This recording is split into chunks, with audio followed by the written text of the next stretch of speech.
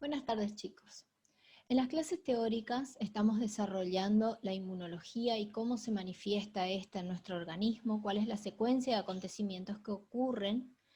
Y en las clases prácticas lo que vamos a ver justamente es cuál es la aplicación práctica de la inmunología y qué factores de esta se aprovechan y en qué circunstancias. Por ejemplo, a las técnicas inmunológicas nosotros las vamos a utilizar para hacer diagnósticos clínicos.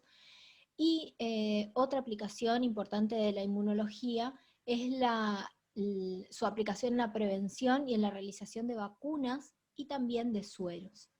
Eso es lo que vamos a ver en las clases prácticas durante el transcurso de esta era.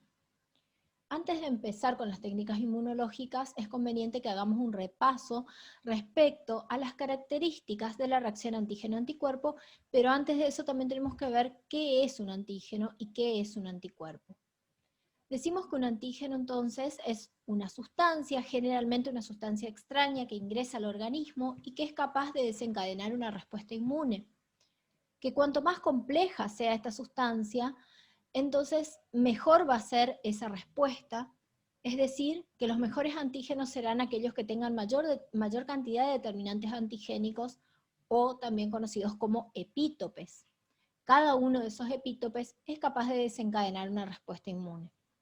Sin embargo, a veces el antígeno puede estar incluso dentro de nuestro organismo y pueden ser algunas proteínas que el organismo las reconozca como extrañas, o sea, no las reconozca como propias. Por otro lado, tenemos los anticuerpos. Los anticuerpos son justamente el producto de esa respuesta, ¿sí? Y se unen al antígeno para el cual fueron fabricados o sintetizados. Esta respuesta, entonces, de tipo antígeno-anticuerpo, tiene determinadas características. Una de ellas es la de ser específica. También vamos a decir que una respuesta es una unión de tipo no covalente, o sea, son uniones de tipos Van der Waals, interacciones electrostáticas, puentes de hidrógeno, no son de tipo reversibles, ¿sí? Otra característica es la afinidad y la avidez. Iremos explicando una a una. La especificidad hace referencia a la capacidad de unión a ese antígeno, de ese antígeno con ese anticuerpo, ¿sí? Es una unión de tipo llave-cerradura, parecida a la que habíamos visto para las enzimas. La enzima con su sustrato se unía a ese sustrato. En el caso del antígeno con el anticuerpo, algo parecido ocurre. Aunque existen algunas situaciones en que aparecen antígenos o epítopes que son muy parecidos y pueden dar de igualmente uniones, y hablamos en esos casos de reacciones cruzadas. La afinidad y la avidez. Primero, la afinidad es la capacidad de unión simple, es decir, de un epítope a su anticuerpo. Y la avidez es la capacidad de unión múltiple, es decir, la capacidad que tiene un anticuerpo de unirse mediante todos sus sitios de unión. Para que tengamos una idea más, un ejemplo, ¿sí? Y podamos entender, vamos a ver que la inmunoglobulina G, que tiene 2 sitios de unión, puede tener la misma afinidad que la inmunoglobulina M, que tiene 10 sitios de unión. Sin embargo, la avidez será diferente. La inmunoglobulina M, por ser pentamérica, tendrá mayor avidez que la inmunoglobulina G. Bien, entonces, basándonos en la interacción antígeno-anticuerpo, nosotros hablamos de las técnicas inmunológicas. Sin embargo, hay otra aclaración que es importante que tengamos en cuenta, es que si bien nosotros pensamos en el antígeno como en un microorganismo, no siempre es así, ¿sí? Como esto es una técnica que se prepara in vitro, entonces a veces el antígeno, que yo tomo como antígeno, puede ser una hormona, puede ser una vitamina, ¿sí? Puede ser alguna sustancia que yo estoy investigando y para la cual se prepara un anticuerpo digo bien, que se une específicamente a ese antígeno, ¿sí? Las técnicas se van a clasificar en técnicas que son directas, cuando buscan antígenos, o técnicas que son indirectas cuando buscan, o sea, cuando mi incógnita es un anticuerpo. Es determinar la presencia de un anticuerpo. De acuerdo a las características del antígeno, nosotros también podemos volver a clasificar a las técnicas en reacciones de aglutinación cuando el antígeno es particulado. Y por otro lado, además de ser particulado, es insoluble, por lo tanto, la reacción va a ser una reacción grosera. Las técnicas de este tipo son técnicas semicuantitativas o cualitativas directamente. ¿Por qué hablo de técnicas semicuantitativas? Porque yo no tendré un valor exacto, sino que en este caso me voy a manejar con diluciones. Cuando hablo de diluciones, me estoy refiriendo a los títulos. Es decir, es decir que yo voy a dosar de manera aproximada la cantidad de anticuerpos que tiene mi paciente, o de antígenos, dependiendo del tipo de técnica que se trate. ¿Cómo lo voy a hacer? Si yo tengo acá este ejemplo, no vamos a mirar los números de arriba, sino que tenemos el ejemplo, son las policubetas, ¿sí? Una tira de policubetas corresponde a un paciente, en el cual, por ejemplo, yo quisiera dosar la cantidad de anticuerpos anti-Toxoplasma gondii, que es una de las situaciones en las cuales se utiliza esta técnica, para un paciente determinado. ¿Sí? Mi paciente va a ser el paciente A. Entonces voy a colocar en toda la tira la misma cantidad de buffer, que va a ser mi diluyente. Vamos a suponer 20 microlitros. Y voy a agregar al primer pocillo 20 microlitros del suero del paciente donde supongo que están presentes los anticuerpos. Entonces, para el primer pocillo voy a tener una dilución que va a ser al medio. Tengo mitad de buffer y mitad de suero del paciente. Si tomo 20 microlitros de este primer pocillo que ya está diluido y lo traslado al segundo pocillo, tengo una dilución que es 1:4. Si lo paso al siguiente pocillo, tengo una dilución que será 1:8. Si lo paso 20 microlitros al siguiente pocillo, tendré 1:16, luego 1:32, 1:64, 1:128 y puedo seguir. ¿Sí? Bien. Una vez que hice todas las diluciones, voy a colocar la misma cantidad de antígeno en todos los pocillos y voy a proceder a hacer un tiempo de reposo. Luego de transcurrido ese tiempo, voy a hacer mi lectura, ¿sí?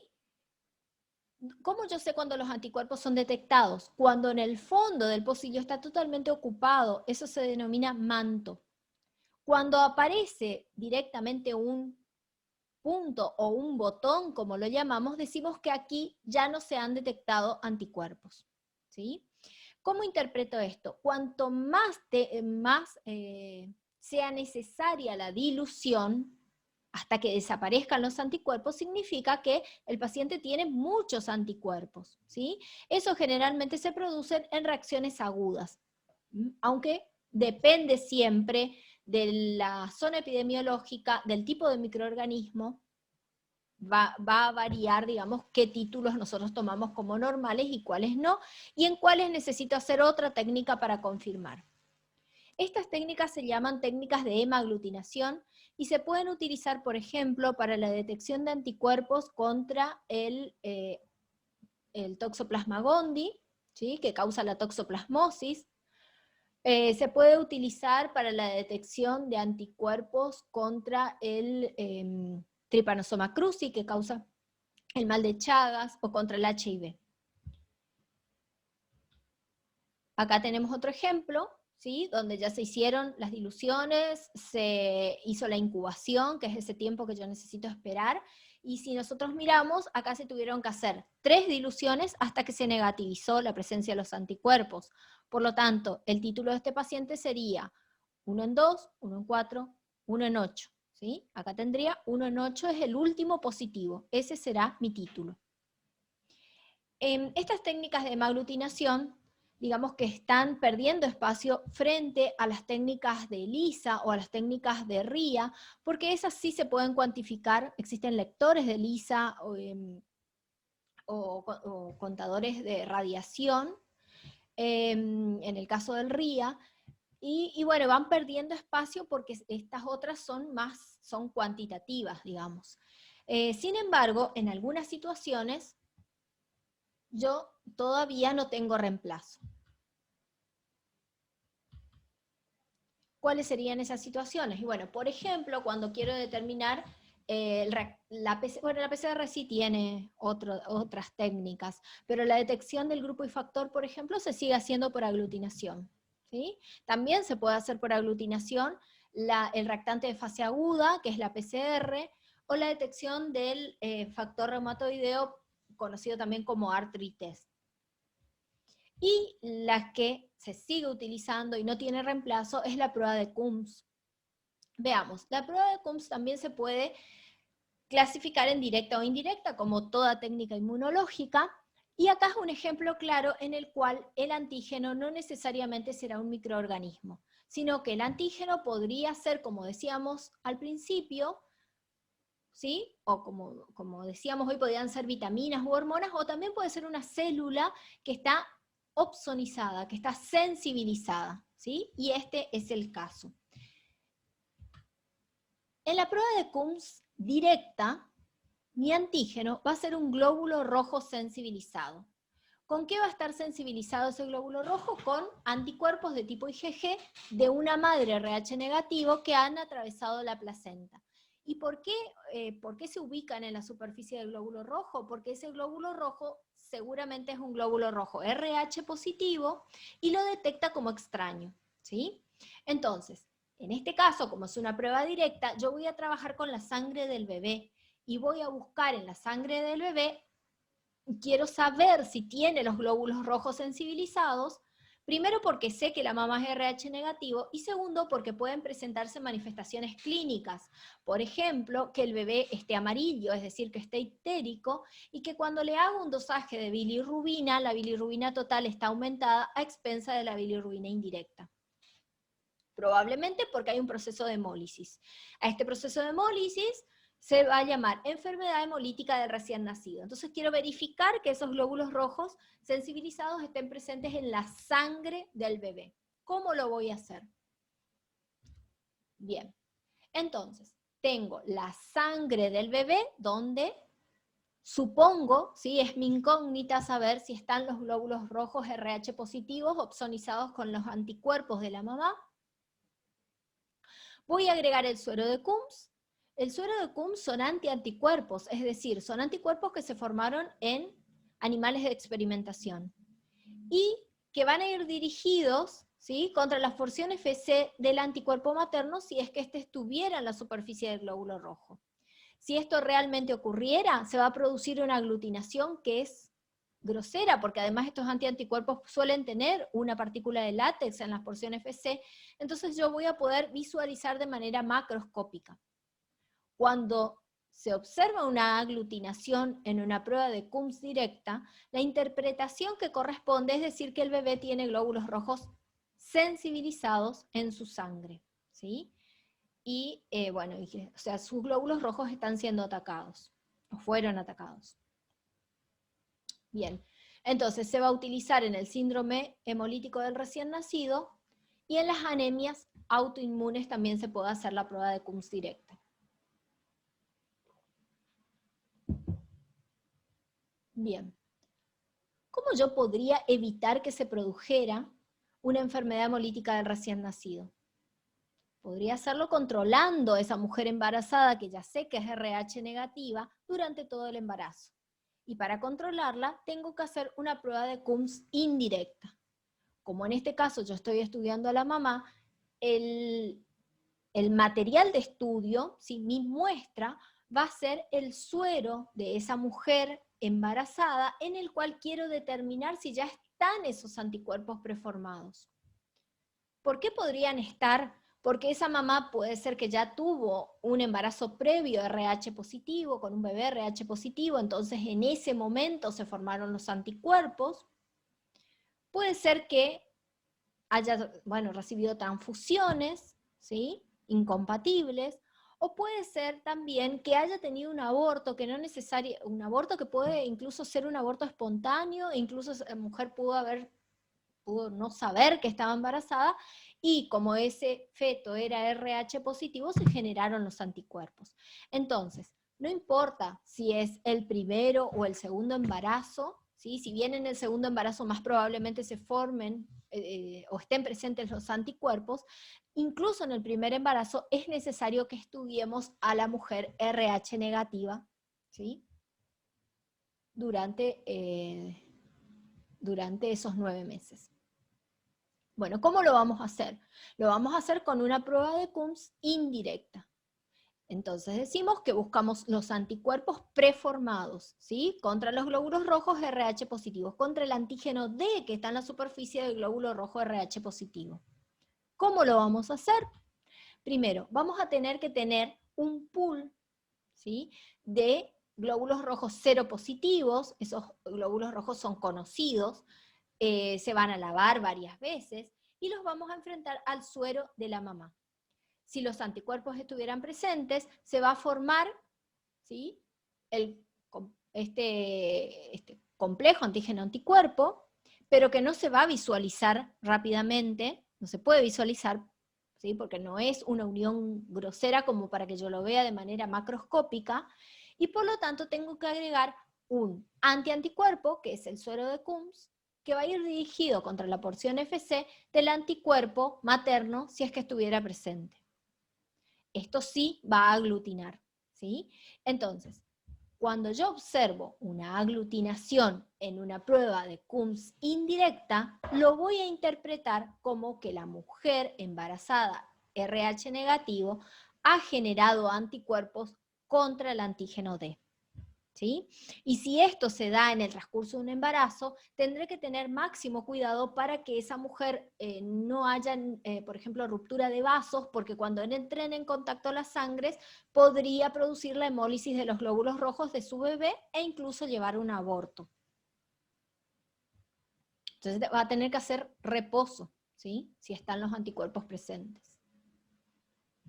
Entonces, utilidad, detección de anticuerpos anti-RH en mujeres RH negativas embarazadas. Bueno, acá tenemos otro ejemplo, ¿sí?, en el cual entonces están las células sanguíneas, células sanguíneas RH negativas de la mamá. Este sería el bebé es RH positivo, la mamá es RH negativa.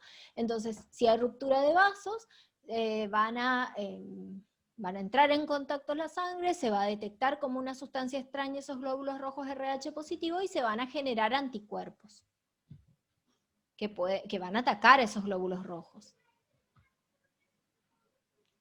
Bien. Bueno, entonces dijimos que el antígeno podía ser particulado, como en los casos que estuvimos viendo anteriormente, o puede ser un antígeno soluble, ¿sí? En este caso hablamos entonces de reacciones de precipitación. Las reacciones de precipitación van a variar de acuerdo a si se trata de un soporte líquido o un soporte sólido, semisólido, como son los geles, ¿sí? Lo importante acá es saber que nosotros siempre vamos a trabajar en una zona de equivalencia, es decir, iguales cantidades de antígeno y de anticuerpo para que se produzca la precipitación. Si trabajo en exceso de antígeno o en exceso de anticuerpos, entonces hablamos de prozonas, se llama, o prozonas, donde el resultado en realidad no puede ser interpretado de manera correcta. Siempre vamos a trabajar en zonas de equivalencia. Bueno, como decía anteriormente, el soporte puede variar, pueden ser geles o medios líquidos. Nosotros vamos a explicar cómo se dan las reacciones de precipitación en geles, que son los más usados. Acá tenemos uno de los ejemplos, que es la reacción de Ochen-Lonnie, ¿sí? En la reacción de Ochen-Lonnie lo que nosotros vamos a tener es un soporte, que es un gel, que sería lo que está, digamos, abajo, no se lo ve acá, pero estaría acá. En ese gel se van a hacer pocillos, ¿sí?, 3 pocillos, y lo que veo acá es que en el pocillo central lo que voy a colocar es un anticuerpo conocido, que sería un anti-A en este caso, ¿sí? En el pocillo 1 yo podría poner el antígeno A conocido, que me serviría como un patrón, ¿sí? Y en el pocillo 2 voy a colocar el suero de un paciente del cual no se sabe si está presente el antígeno A, pero es lo que estoy buscando. Entonces, voy a dejar difundir y en el punto donde se dé la precipitación, es decir, cuando encuentre el punto de equivalencia entre el antígeno y el anticuerpo, ahí va a haber una línea de precipitación. Si esa línea de precipitación es continua, significa que el mismo antígeno que precipita con el anticuerpo correspondiente en este punto, va a precipitar en el punto contrario. Entonces, si la línea es continua, decimos que el antígeno A está en el pocillo 1 y también está presente en el pocillo 2. A esto se llama patrón de identidad. En el segundo caso, lo que tengo es un pocillo central en el cual coloco un suero que tiene el anti-A y anti-B, o sea, tiene dos anticuerpos contra antígenos distintos. Y que resulta que en el primer pocillo yo tengo el antígeno A, y en el segundo pocillo evidentemente tengo un antígeno distinto porque no hay línea de precipitación continua. Es decir, las líneas se cruzan, el patrón se llama patrón de no identidad. No comparten los antígenos los sueros que están en los dos pocillos distintos. ¿Sí? En el tercer caso, lo que tengo en el pocillo es un suero contra, ¿sí?, un antígeno A y un antígeno C, o pueden ser dos epítopes diferentes de un mismo antígeno. Resulta que tengo dos muestras distintas acá, en los dos pocillos que están enfrente, y lo que veo acá es un patrón diferente, ¿sí?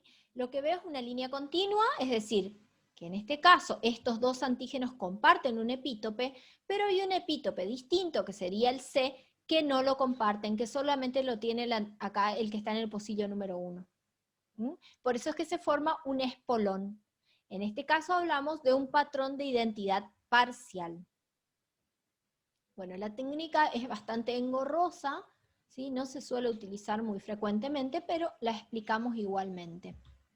Las que sí son muy utilizadas como técnicas de precipitación en geles es la inmunodifusión radial, ¿sí? El nombre surge justamente de que la difusión en este caso no es en línea recta, sino que es alrededor, ¿sí?, de un pocillo. El punto de equivalencia se da alrededor de una zona circular.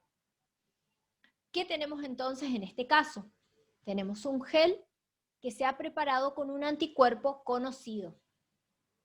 Ese gel que está preparado con el anticuerpo conocido, se le hacen pocillos, como vemos ahí con un sacabocados, y en cada uno de esos pocillos se van a colocar, en todos, menos en uno, antígenos, ¿sí?, que se van a unir a ese anticuerpo de concentraciones conocidas. Dije en todos menos en uno porque en uno de ellos voy a reservar para colocar la muestra de mi paciente. Vean ustedes, tal vez yo sé ya que la muestra de mi paciente contiene un antígeno determinado. O sea, no estoy buscando antígenos, sino que estoy intentando determinar la concentración del antígeno. Entonces, más que para buscar si está presente o no, quiero saber la concentración. Por ejemplo, para que me entiendan, la inmunodifusión radial es muy utilizado para la detección de anticuerpos totales, o la detección de anticuerpos de tipo IgM, o de tipo IgG, o de tipo IgE, ¿sí? Todos tenemos esos anticuerpos en nuestro organismo, pero en realidad lo que queremos saber es cuál es la concentración. Si es una concentración suficiente o no suficiente, ¿sí? También se puede utilizar para la determinación de las concentraciones o de la cantidad de complemento que puede tener un individuo o de sus diferentes fracciones, ¿sí? El C3, el C4. Si tenemos niños que tienen infecciones a repetición, entonces podemos pensar que en realidad lo que está fallando acá es, es la cascada del complemento, entonces quiero dosar cuál es la fracción que está en déficit y puedo utilizar para eso, y es muy utilizada, la inmunodifusión radial. Bien, pero ¿cómo lo hacemos? Entonces teníamos el gel con los anticuerpos, hacemos los pocillos, en los pocillos colocamos antígenos a diferentes concentraciones, ¿sí? Y en uno de los pocillos reservamos para el suero del paciente del cual no sabemos cuál es la concentración del antígeno. ¿Qué hago con esto? Dejo difundir primero. Y luego lo que voy a observar es, ¿sí?, que se forma el halo de precipitación circular. Dependiendo de la concentración, será mayor o menor. ¿Qué conocemos de acá? De muchos de estos conocemos las concentraciones y ahora también conocemos el diámetro o el radio, depende de cómo quiera trabajar. ¿Qué hago con eso? Voy a elaborar un gráfico del diámetro en función de la concentración del antígeno. ¿Sí? ¿Qué obtengo acá? Una línea recta. Y de mi paciente, lo único que conozco es el diámetro. Entonces, ingreso con el diámetro, llego hasta donde choca con la recta y voy a bajar para determinar la concentración. De esa manera voy a tener la concentración del antígeno en el suero del paciente. Fíjense que paradójicamente, en este caso, el antígeno puede ser una inmunoglobulina, ¿sí? Por eso tenemos que tener bien presente qué es lo que estamos buscando.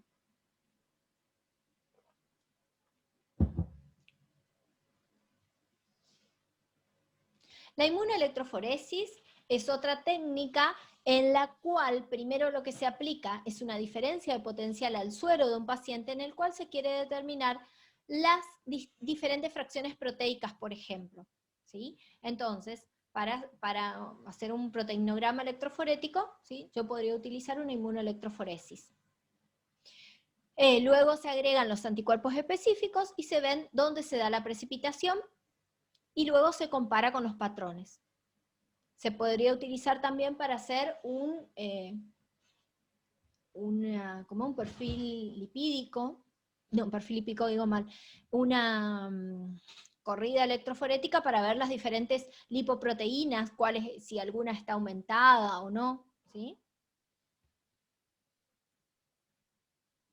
Sería un lipoproteinograma electroforético. Bien. Y bueno, también como otro ejemplo de inmunoelectroforesis, muy conocido, es el Western blot. ¿Por qué hablamos de un ejemplo muy importante? ¿Sí? Las técnicas inmunológicas, algo que no les dije, se pueden también clasificar en técnicas que son sensibles y específicas. Si bien a medida que va pasando el tiempo, las técnicas se hacen cada vez más sensibles y específicas, pero la realidad es que siempre uno gana respecto al otro, ¿sí? Entonces, serán más sensibles que específicas o más específicas que sensibles. El Western blot es una técnica más específica que sensible y por lo tanto es una técnica confirmatoria. A ver, para que podamos entender un poco, las técnicas que son sensibles son las que se utilizan en primera instancia porque son técnicas de tamizaje o técnicas de screening, es decir, son aquellas que se usan en la gran mayoría de la población, ¿sí?, por ser además más económicas, porque si no mucha gente quedaría sin diagnóstico, y recién cuando una técnica sensible me da positiva, yo procedo a utilizar una técnica específica que además es de mayor costo. Técnicas específicas tenemos, por ejemplo, Western blot o la biología molecular, que es la detección del ARN o ADN, detección del genoma, ¿sí? Bien, en este caso, esta técnica es una técnica indirecta. ¿Y por qué es específica? Porque lo que yo hago es separar los diferentes epítopes de un determinado antígeno y voy a ver si el paciente tiene anticuerpos contra los diferentes epítopes. Hablamos al principio de que existe la posibilidad de que hayan reacciones cruzadas, ¿sí?, en la reacción antígeno-anticuerpo, pero es muy poco probable que hayan tantas reacciones cruzadas. Entonces, si yo separo y resulta que tengo anticuerpos contra distintos epítopes, no va a ser un falso positivo. Por eso es una técnica que no da falsos positivos. Bien, ¿cómo procedemos entonces en este caso? Como me anticipé recién, lo que tenemos en un laboratorio es un antígeno que va a estar preparado en el laboratorio, ¿sí?, que lo preparan en el laboratorio y al cual le voy a aplicar primeramente una diferencia de potencial para que las diferentes, ¿sí?, partes, epítopes que lo forman, glicoproteínas o proteínas que lo forman, se separen por la diferencia de potencial. Por ejemplo, en el caso del HIV podría tener el P24 por un lado, el GP120, el GP160, ¿sí? Entonces quedan separadas. Y luego a esto lo voy a pasar a un soporte más rígido de nitrocelulosa. ¿Sí? Una vez que se encuentra en ese otro soporte, voy a agregar el suero del paciente, que se supone que tiene los anticuerpos. Si realmente los anticuerpos están presentes, van a haber diferentes zonas de precipitación, ¿sí? Contra los diferentes epítopes, pero eso todavía no se puede visualizar. Para que yo pueda visualizar, tengo que agregar un antianticuerpo marcado con algún elemento de marcación, de los cuales vamos a ver ahora, pero me adelanto que puede ser una enzima.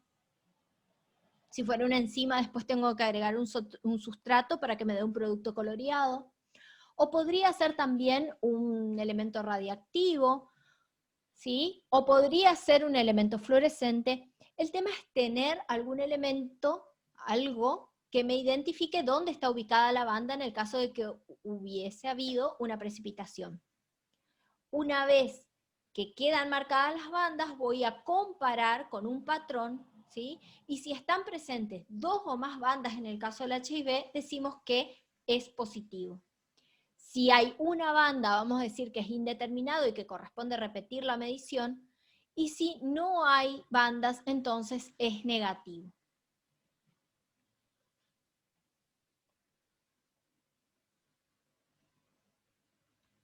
Bien, acá tenemos entonces una imagen como ampliada, digamos.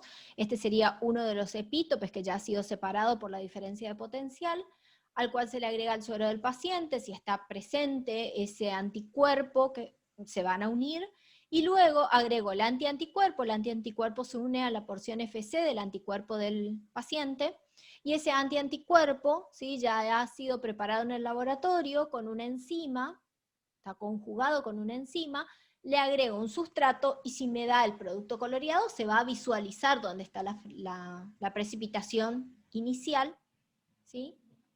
Y de esta manera entonces pues yo puedo comparar. Bien. Bien. Bueno, y ahora vamos puntualmente a lo que son los inmunoensayos, ¿sí? Nos adelantamos un poquito porque el Western blot en realidad es una inmunoelectroforesis junto con un tipo de inmunoensayo que es el ELISA. Pero puntualmente, cuando hablamos de ELISA, nos referimos a que el elemento de marcación es una enzima que en presencia de su sustrato da un producto coloreado. Las técnicas de ELISA pueden ser directas cuando buscan antígenos o pueden ser indirectas si buscan anticuerpos, como bueno, todas las técnicas inmunológicas.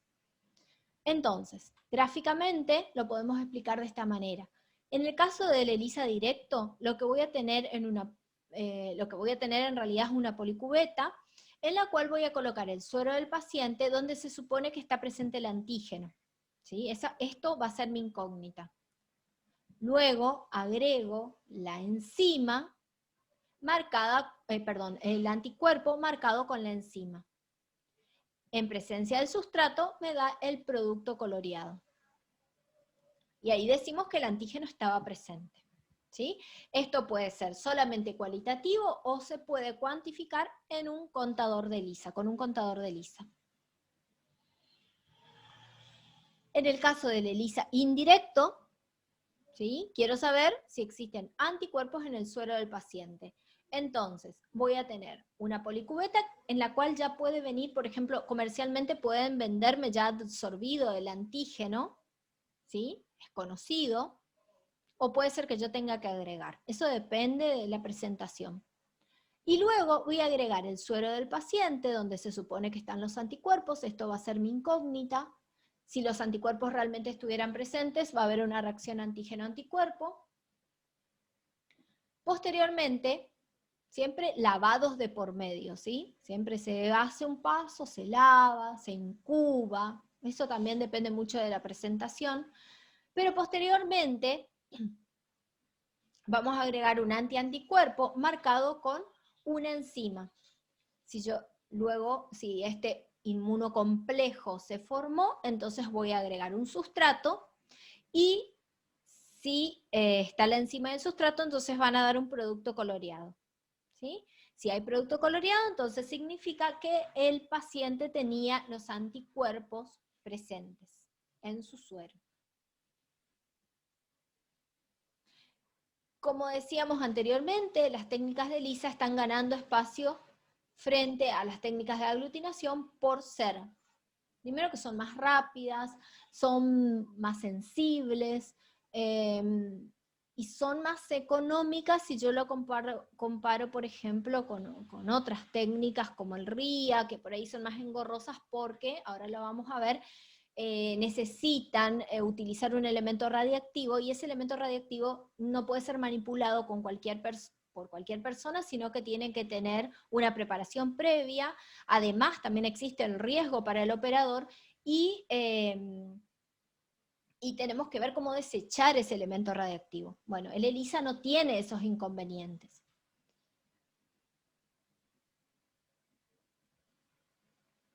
Bien, la inmunofluorescencia también es una técnica que es muy sensible.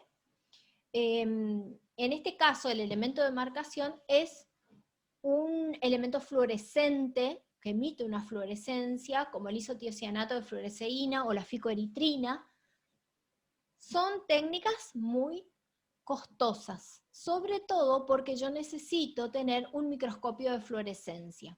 ¿Sí? Los microscopios de fluorescencia suelen existir solo en los laboratorios de referencia, o en aquellos laboratorios que reciben una enorme cantidad de muestra que justifique, ¿sí?, su adquisición, ¿sí?, porque son muy caros.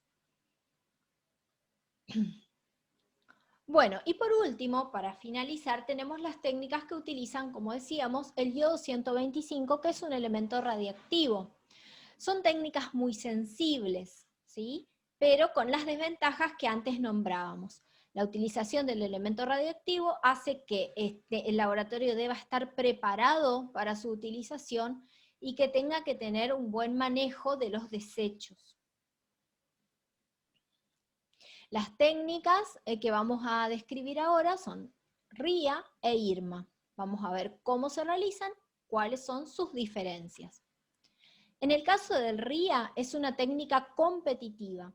¿Qué significa esto? Que van a competir por los sitios de unión a los anticuerpos.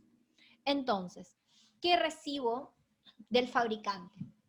Una policubeta que tiene absorbido anticuerpos específicos conocidos contra un determinado antígeno. De manera simultánea voy a colocar el antígeno del paciente, o sea, en realidad el suero del paciente, donde supongo que está presente el antígeno que estoy buscando, y voy a colocar antígenos que fueron preparados en el laboratorio que tienen adosados el iodo 125. ¿Sí? Si está el antígeno en el suero del paciente, este se une más rápidamente porque hay mayor afinidad, ¿sí?, y además si está en mayor cantidad, con más razón. Entonces, si se une el antígeno que está en el suero del paciente, no hay emisión de radioactividad. Sin embargo, si no existiera el antígeno en el suero del paciente, se une solamente el antígeno que está marcado, que fue preparado, entonces yo voy a tener una emisión más grande de radiación. ¿Qué quiero decir con esto? Que en este caso, ¿sí?, la señal que se emita, la radiación que se emita, será inversamente proporcional a la concentración de antígeno en el suero del paciente. Si miramos lo que ocurre en el IRMA es una técnica también que utiliza el yodo como elemento de marcación radiactivo, pero no es competitiva. En el caso del IRMA, lo que voy a tener es una superficie en la cual están absorbidos anticuerpos conocidos, y voy a colocar el suero del paciente donde se suponen que están presentes los antígenos. ¿Sí? Entonces, si los antígenos estuvieran presentes, se va a producir una reacción antígeno-anticuerpo, pero que, como todavía no puse nada para que se pueda medir, ¿sí?, o cuantificar, entonces todavía no se puede evidenciar. Para que se pueda evidenciar, yo necesito agregar en un paso posterior un nuevo anticuerpo, marcado con el elemento radiactivo. Fíjense que hablo de anticuerpo y no de anti-anticuerpo. ¿Y por qué digo esto? Porque en realidad esta reacción es una reacción de tipo sándwich, es decir, el antígeno ¿sí? Está en contacto con el primer anticuerpo por un determinado epítope y con el segundo anticuerpo, el que agregué en una segunda oportunidad, por un epítope diferente. Es decir, es reconocido por distintos sitios. Eso hace que la técnica sea muy sensible. Entonces, la puedo utilizar, por ejemplo, para detectar la presencia de sustancias que están en muy pequeñas cantidades, que están en trazas, que se las miden picogramos en nuestro organismo, como por ejemplo las hormonas o las vitaminas. La técnica de tipo sándwich no es exclusiva del IRMA, porque yo, si ustedes lo piensan, si este elemento de marcación lo cambio por una enzima, se transforma en un ELISA directo de tipo sándwich, ¿sí? Piénsenlo así. Las técnicas de tipo sándwich son mucho más sensibles que las otras. Y es una técnica directa. Bien, en este caso entonces, a diferencia de lo que ocurría en el RIA, en el caso del RIA, recuerden que el antígeno era el que estaba marcado con el elemento radiactivo. En el caso del IRMA, es el anticuerpo el que está marcado con el elemento radiactivo. Otra diferencia fundamental, de la cual también hablamos, es que en el RIA la radiación es inversamente proporcional a la concentración de antígeno en el suero del paciente. Y en el caso del IRMA, la radiación será directamente proporcional a la concentración de antígeno en el suero del paciente.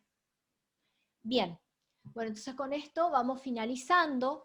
Recuerden entonces que las técnicas inmunológicas resultan una aplicación práctica de lo que es la inmunología, ¿sí? Entonces una forma de utilizar la inmunología en nuestro beneficio. ¿Para qué? Para hacer diagnóstico, ¿sí? Que las técnicas se pueden clasificar de acuerdo a si busco antígenos, van a ser técnicas directas, o si busco anticuerpos serán técnicas indirectas, que de acuerdo a las características del antígeno, estas pueden ser reacciones de aglutinación o de precipitación, y que además también tener muy en cuenta que hay algunas que son sensibles, que son técnicas que se utilizan en una primera instancia como tamizaje o como screening, que necesitan, ¿sí?, ser acompañadas por otras técnicas de mayor costo, pero que son específicas y que son confirmatorias, ¿sí? Las sensibles pueden dar falsos positivos, las confirmatorias no dan falsos positivos. ¿Está? Bueno, entonces con esto vamos finalizando y nos vemos ya con el último práctico que corresponde a vacunas.